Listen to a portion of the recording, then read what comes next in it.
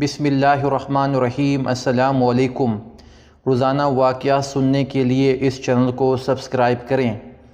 حضرت ابو ذر غفاری رضی اللہ تعالیٰ عنہ مشہور صحابی ہیں جو بعد میں بڑے زاہدوں اور بڑے علماء میں سے ہوئے۔ حضرت علی رضی اللہ تعالیٰ عنہ کا ارشاد ہے کہ ابو ذر رضی اللہ تعالیٰ عنہ ایسے علم کو حاصل کیے ہوئے ہیں جس سے لوگ عاجز ہیں، مگر انہوں نے اس کو محفوظ کر رکھا ہے۔ جب ان کو حضور اقدس صلی اللہ علیہ وآلہ وسلم کی نبوت کے پہلے خبر پہنچی تو انہوں نے اپنے بھائی کو حالات کی تحقیق کے واسطے مکہ بھیجا کہ جو شخص یہ دعویٰ کرتا ہے کہ میرے پاس وحی آتی ہے اور آسمان کی خبریں آتی ہیں، اس کے حالات معلوم کریں اور اس کے کلام کو غور سے سنیں۔ وہ مکہ مکرمہ آئے اور حالات معلوم کرنے کے بعد اپنے بھائی سے جا کر کہا کہ میں نے ان کو اچھی عادتوں اور عمدہ اخلاق کا حکم کرتے دیکھا ہے، اور ایک ایسا کلام سنا جو نہ شعر ہے نہ کاہنوں کا کلام ہے۔ ابو ذر رضی اللہ تعالیٰ عنہ کو اس مجمل بات سے تشفی نہ ہوئی تو خود سامان سفر کیا اور مکہ پہنچے اور سیدھے مسجد حرام میں گئے۔ حضور صلی اللہ علیہ وآلہ وسلم کو پہچانتے نہیں تھے اور کسی سے پوچھنا مصلیت کے خلاف سمجھا۔ شام تک اسی حال میں رہے۔ شام کو حضرت علی رضی اللہ تعالی عنہ نے دیکھا کہ ایک پردیسی مسافر ہے۔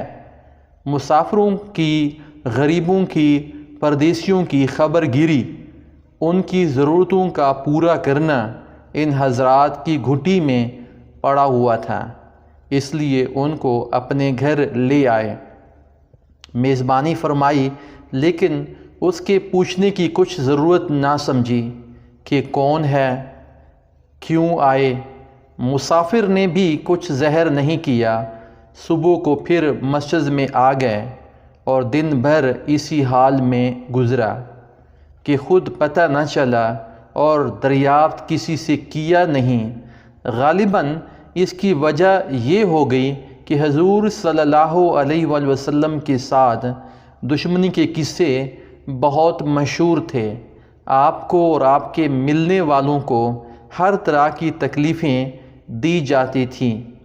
ان کو خیال ہوا کہ صحیح حال معلوم نہیں ہوگا اور بدگمانی کی وجہ سے مفت کی تکلیف علیحدہ رہی۔ دوسرے دن شام کو بھی حضرت علی رضی اللہ تعالیٰ عنہ کو خیال ہوا کہ پردیسی مسافر ہے، بظاہر جس غرض کے لیے آیا ہے وہ پوری نہیں ہوئی، اس لیے اپنے گھر لے گئے اور رات کو کھلایا سلایا، مگر پوچھنے کی اس رات کو بھی نوبت نہ آئی۔ تیسری رات کو پھر یہی صورت ہوئی تو حضرت علی رضی اللہ تعالی عنہ نے دریافت کیا کہ تم کس کام کو آئے ہو، کیا غرض ہے؟ تو حضرت ابو ذر رضی اللہ تعالی عنہ نے اول ان کو قسم اور عہد و پیمان دیے کس بات کے کہ وہ صحیح بتائیں، اس کے بعد اپنی غرض بتلائی۔ حضرت علی رضی اللہ تعالی عنہ نے فرمایا کہ وہ بے شک اللہ کے رسول صلی اللہ علیہ وآلہ وسلم ہیں، اور صبح کو جب میں جاؤں تو تم میرے ساتھ چلنا، میں وہاں تک پہنچا دوں گا، لیکن مخالفت کا زور ہے، اس لیے راستے میں اگر مجھے کوئی شخص ایسا ملا جسے میرے ساتھ چلنے کی وجہ سے تم پر کوئی اندیشہ ہو تو میں پیشاب کرنے لگوں گا یا اپنا جوتا درست کرنے لگوں گا۔ تم سیدھے چلنا، میرے ساتھ ٹھہرنا نہیں، جس کی وجہ سے تمہارا میرے ساتھ ہونا معلوم نہ ہو۔ چنانچہ صبح کو حضرت علی رضی اللہ تعالی عنہ کے پیچھے پیچھے حضور صلی اللہ علیہ وآلہ وسلم کی خدمت میں پہنچے۔ وہاں جا کر بات چیت ہوئی، اسی وقت مسلمان ہو گئے۔ حضور اقدس صلی اللہ علیہ وآلہ وسلم نے ان کی تکلیف کے خیال سے فرمایا کہ اپنے اسلام کو ابھی ظاہر نہ کرنا، چپکے سے اپنی قوم میں چلے جاؤ، جب ہمارا غلبہ ہو جائے اس وقت چلے آنا۔ انہوں نے عرض کیا یا رسول اللہ صلی اللہ علیہ وآلہ وسلم، اس ذات کی قسم جس کے قبضے میں میری جان ہے، میں اس کلمہ توحید کو ان بے ایمانوں کے بیچ میں چلا کے پڑھوں گا۔ چنانچہ اس وقت مسجد حرام میں تشریف لے گئے اور بلند آواز سے کلمہ پڑھا۔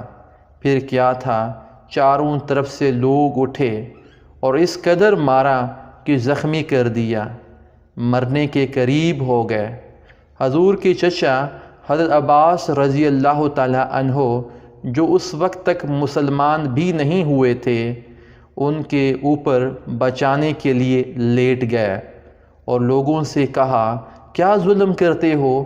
یہ شخص قبیلہ غفار کا ہے اور یہ قبیلہ ملک و شام کے راستے میں پڑتا ہے، تمہاری تجارت وغیرہ سب ملک شام کے ساتھ ہے، اگر یہ مر گیا تو شام کا جانا آنا بند ہو جائے گا۔ اس پر ان لوگوں کو بھی خیال ہوا کہ ملک شام سے ساری ضرورتیں پوری ہوتی ہیں، وہاں کا راستہ بند ہو جانا مصیبت ہے، اس لیے ان کو چھوڑ دیا۔ دوسرے دن پھر اسی طرح انہوں نے جا کر بآواز بلند کلمہ پڑھا اور لوگ اس کلمہ کو سننے کی تاب نہ لا سکتے تھے، اس لیے ان پر ٹوٹ پڑے۔ دوسرے دن بھی حضرت علی عباس رضی اللہ تعالی عنہ نے اسی طرح ان کو سمجھا کر ہٹایا کہ تمہاری تجارت کا راستہ بند ہو جائے گا۔ جزاک اللہ خیرہ۔